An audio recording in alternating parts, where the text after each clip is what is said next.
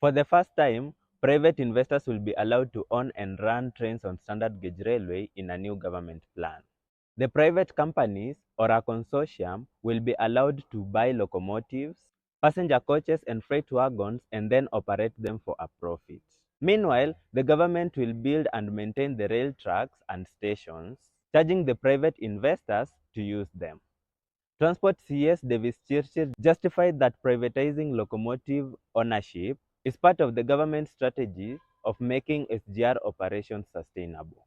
The planned extension of SGR, which is from Naivasha to Malaba, will cover 475 kilometers and is projected to cost 648 billion shillings.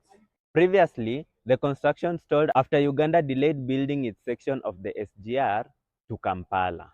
But earlier this year, Uganda secured 104 billion shillings to complete that project. In comparison, Kenya borrowed 539 billion shillings to build the Phase 1 and Phase 2A of SGR covering Mombasa to Naivasha. Due to unpaid interest and shilling depreciation, that amount which was borrowed from China has since grown to over 700 billion shillings.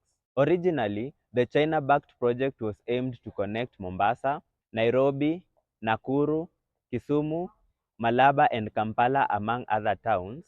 But midway, after the construction reached Naivasha, China scaled back its lending on big international projects and instead focusing on smaller and commercially viable options.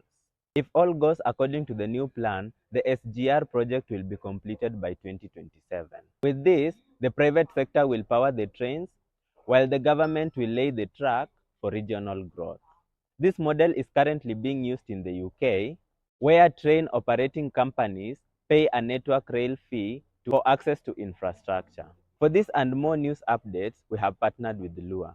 Lua is a free AI assistant on WhatsApp which can help generate images, write creative copy for you, schedule meetings, and book hotels. Click the link in bio to try Lua today.